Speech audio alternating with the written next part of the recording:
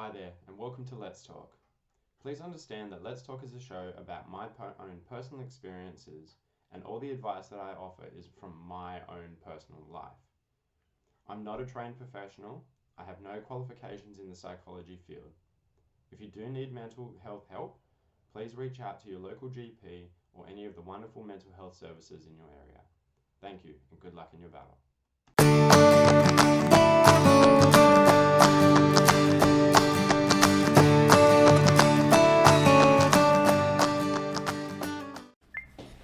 Hi guys, and welcome back to another episode of Let's Talk. It's Jake, it's me. How you going today? Guys, I've been reading a fantastic book. It's actually this one here.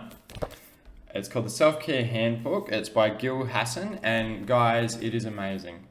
The reason I actually really wanted to make this video is I feel personally that I'm coming to an end with this series, and I think that it's important that we take the time, to look back on where we started and, where we are now. And a lot of people that don't do that, in the Self-Care Handbook, especially, they talk a lot about self-acceptance, self-love, self-care. And guys, what that means is, especially under self-acceptance, is that you don't just accept the good parts of you. You need to accept the bad parts of you. And I've talked about this in an earlier video where I actually wrote down everything that I believed was negative about myself, everything that I believed was a flaw, just those things that I didn't like about myself that I wished I could change. And that list really, really helped me out. And they definitely say something similar in this book here about self-acceptance is not just accepting the good things that you've done. It's accepting that you are only human. It is accepting that you make mistakes. You're gonna make mistakes. And I think that it's really important that we remember to love and care about ourselves, especially in today's society, guys. So I really wanted to talk about self-care, self-love, self-acceptance because, I have people around me, I have people in my life who look around them and they're constantly comparing themselves to other people. And honestly, that breaks my heart. It really does because, you're constantly being fed all this stuff from the media about what's socially acceptable, what the perfect body is, the type of person that you should be, rah, rah, rah. Have you ever stopped and looked at yourself and gone, you know what, I'm pretty amazing? And that's why I think that it's important that we just need to remember that it's okay to just let things be. I myself, I think, if I looked back on the person that I was when I first started this year, the person that I was when I first started this series, you can see the massive differences in personality, in happiness, in energy levels. You really can see the change. And if you watch the videos back, you can see the journey and the growth that I've been on to get to where I am today. And I think everybody needs to do this. I think everybody needs to sit down, figure out what's good about themselves, what's bad about themselves, and then really ask the question, like if they look at their negatives list, for example, and they can turn around and they go, all right, when this happens, this is how I react, okay? Can I change this? Is there anything that I can do that, will allow me to control the way or what happens when these scenarios happen? I have a lovely friend. My friend Panda inspires me a lot. She is just such a wonderful, loving, caring, amazing person. And, she said to me recently, Jake, I had issues with a coworker at work, You know, she got all up in my face, and the old me would have just turned around and be like, all right, let's do this. Like, let's punch on, let's get this sorted, because I don't have to deal with this. Instead, guys, she turned around and she looked this woman or this person dead in the eye and went, I don't appreciate the way that you were speaking to me. I don't deserve it. I've done nothing wrong. So I'm going to go and talk with a supervisor, and we're going to resolve this issue like adults, because the way that you're behaving is not acceptable and I don't appreciate it. And I thought, wow, like, how amazing is that to be able to just simply, you know, look a confronting figure in the face and calmly deal with the situation. If you go back to the start of the year, there's no way that would have happened. And you know, I am so proud of every single one of my friends this year. I have had the honor and I've had the privilege of watching each and every one of my friends grow. My housemate is a beautiful example of what you can do and the change that you can you can have occur in your life by simply starting to look deeper into the things that are affecting your life, and then coming up with ways and pretty much just removing yourself from that situation. My housemate is lovely. She is a lot happier than she used to be. She's more confident in herself. I've had the privilege of just watching her grow as a person into a much more self-confident, self-aware, self-loving person. And I'm very, very proud of her for that. And, you know, I can say the same thing about all of my friends. One of my best mates is getting married. One of my oldest friends from school is getting married over the weekend. These are people who haven't always had the best lives, but they've just turned around and they've gone, all right, yeah, I haven't had a good life, but I'm not going to let that stop me from having happiness in my life. And I just think that is incredible, guys. And, you know, I've already mentioned it, but they say in this book that self-acceptance, there's a difference between self-acceptance and self-esteem, okay? Self-esteem is where, you know, you basically, you value on your worth by what other people say about you. So if somebody comes up to you and gives you a compliment, that gives you good self-esteem. If somebody is constantly berating you, bullying you, putting you down, that gives you bad self-esteem, right? Self-acceptance is knowing that you have these flaws and that's okay. Let me put it into another context, okay? Recently this year, you know, I got to fall in love. I've fallen in love a couple of times this year.